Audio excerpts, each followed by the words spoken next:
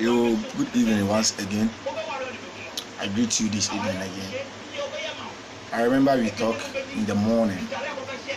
This evening too, we are moving to the episode of the topic or the lesson that we've started. My marriage, my life. With the topic, customary marriage and ordinance.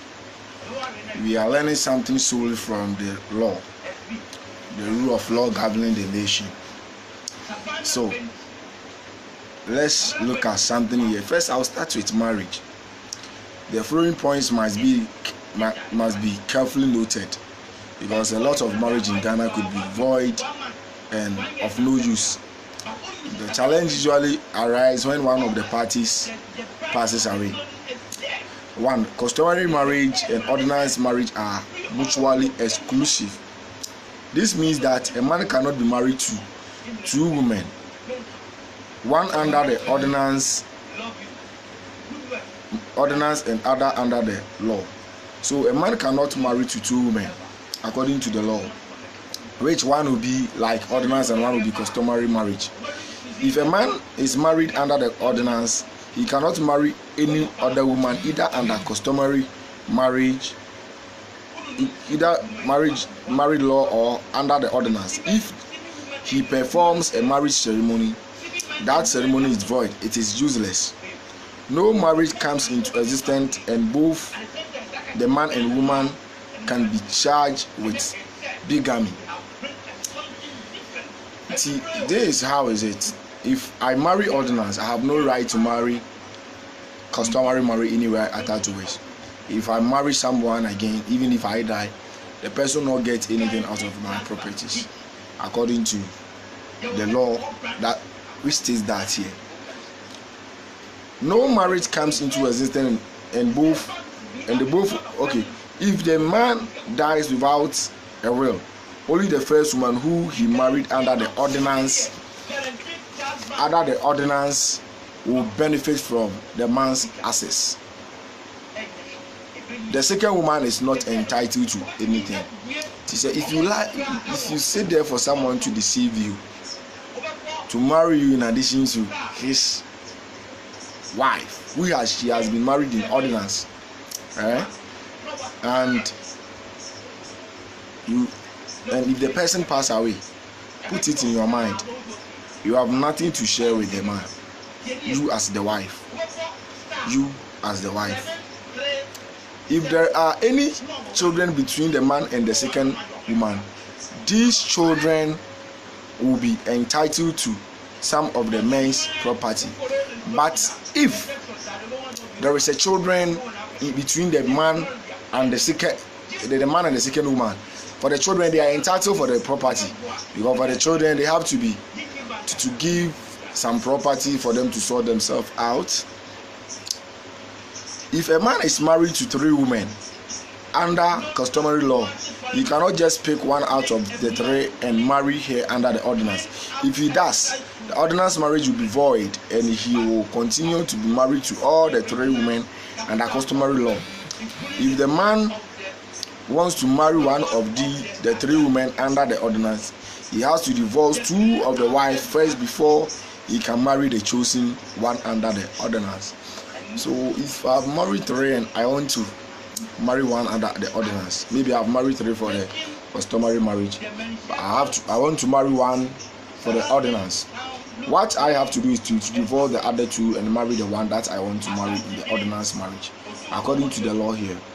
I cannot just go in and marry the person and think that I am marrying the person to make sure to go. No, that's out of expectation, according to the law here. If I have three wives that have been married them under the customary marriage, and I want to marry one under the ordinance marriage, I have to divorce the two. I say my traditional marriage. Me and some traditional man, person me worry about under ordinance. That's for blessing. The was the Christian call it the blessing, or the Muslims call it this thing. Muslim also call it Muhammadan marriage. Unless I divorce the two But for the Muslims, according to the law, for Muslims they are entitled to 5 wives, only 5 wives, according to them. For that one, we go there. Today we are going through to the customary and the ordinance marriage. From there we move to the ordinance, to the Muhammadan marriage, for you to understand this very well. If a man is married under customary law and he marries a second woman under the ordinance, the ceremony is void. He will be married to the second woman under customary law. He can marry other women under customary law. If I marry under a customary law but not ordinance, I have a right to marry different people. For that one, the law gives me way to marry them. According to the law, I can do that. A customary marriage may be changed to an ordinance marriage, but the couple must follow the right procedure. If the right procedure is not followed, the party will still be married under customary marriage. There are procedures that we use to marry under the ordinance marriage. You can't just go in and say, I'm going to marry under the ordinance marriage. There are some procedures that you have to pass through before it works. An ordinance marriage cannot be changed to a customary marriage. Never. An ordinance marriage cannot be changed to customary marriage, but customary marriage can change to ordinance marriage. Listen to this: ordinance marriage cannot be changed to a customary marriage, but a customary marriage can change to ordinance marriage. Fatu Trimuba. Customary marriage cannot change. Customary can change to ordinance marriage, but ordinance marriage cannot change to customary marriage, according to the law. If a man is married under the ordinance and he changes his religion from Christianity to Mohammedan, he still cannot marry more women because his marriage will continue to be a monogamous marriage. If I'm a Christian, I have married in ordinance and I change to be a Muslim, I have no right. The Lord doesn't give me right to marry different person in addition to it. No, I can't, because I still remain in a monogamous way of marriage. Let's look at the dissolution of customary marriage. The procedure for the dissolution of a customary marriage differs from tribe to tribe. The normal procedure is for the family to the husband and the wife to hold a meeting at where the couple's issues are discussed. If the families are unable to settle the couple's difference, the marriage comes to an end. Dissolution and tawantawasi our customary marriage. Abusuafo na yesa omo tena so no solve the issue. If they are unable to solve the issue, it means the marriage have to dissolve. The marriage has to dissolve according to the law. For customary marriage, is the family members who have to sit down and settle disputes. When there is a dispute, it is the family who have to settle the dispute. If they are unable to settle the dispute, the marriage have to dissolve according to the law.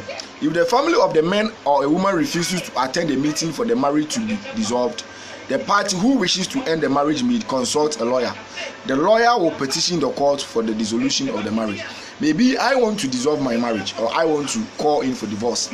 If call for the family meeting and the lady's family are unable to come or have refused to come, I can contact my lawyer.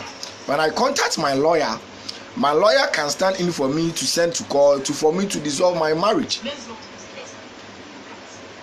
according to the law. There is a constitution of this our land, this land, Ghana.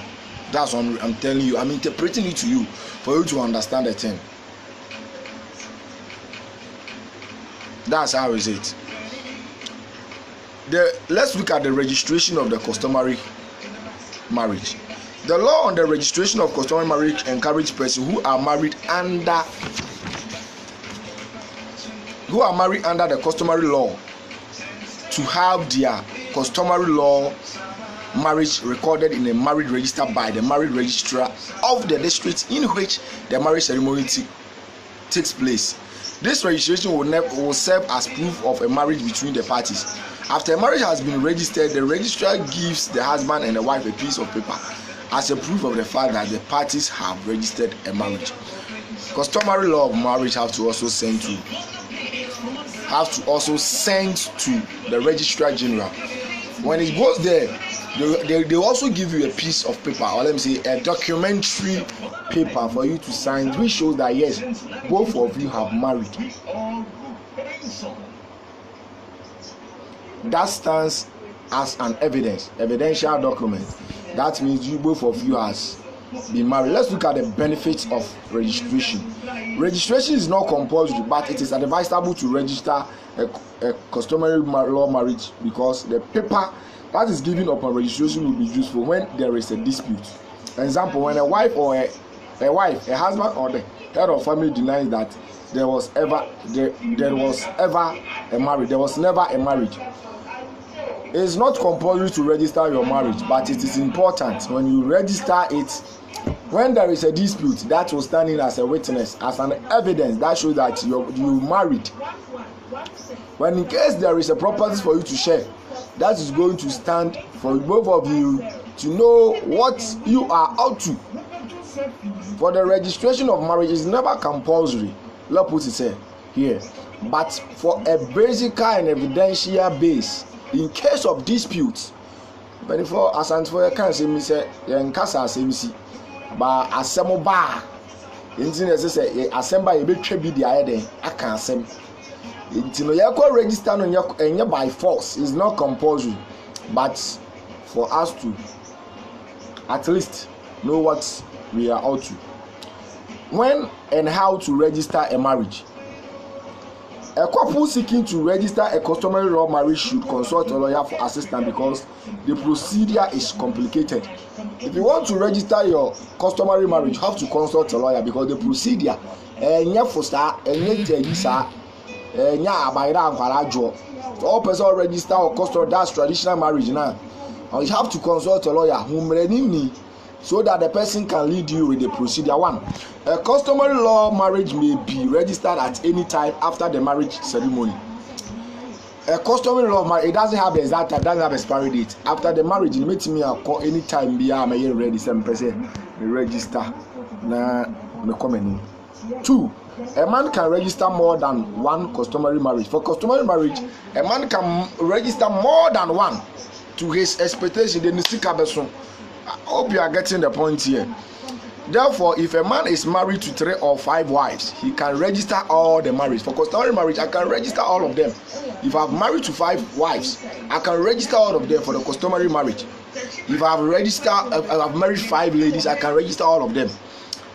Registration does not prevent a couple from marrying under the ordinance. For the registration, it doesn't protect me from not marrying under the ordinance. This registration is under the customary marriage, but I can go in for the ordinance anytime after the registration. I can go in for the ordinance. A marriage may be registered by both wife and husband or by one of them. So for this marriage, one person can go and register, or both of them have to settle up and go and register. Let's look at registration of divorce, and I think I will end here. I will end here with this topic: registration of divorce. If a husband and a wife register their marriage and they subsequently divorce, the dissolution of the marriage should also be registered. Se me ware na makwa register na se me pese me gu ma ware a and also se me call na me call register. Se me call na me call register na a kire se ampa and also kire se ampa me call mako I register said I have divorced my wife or my husband. It is advisable to register a divorce because the document that is given upon the registration of a divorce can be used when it is become necessary to prove that a particular man or woman is not married. It is our documents, and we here treasure because I don't ever treasure one warrior and answer on warrior. And ready immediately here. Yame boa or channel no pa. You bet to us so with episode 3, season 1. Episode 3, which is children, maintenance and marriage. Children, maintenance and marriage. We are talking of law, the constitution of the nation. God be with you. Good night. If you want to sponsor this program, you can call our line 0277 175500 and you hereby receive your call and we set out for a nice discount. God be with you. Share the post, like the post, and bring your questions, and we'll answer you. Goodbye. Good night.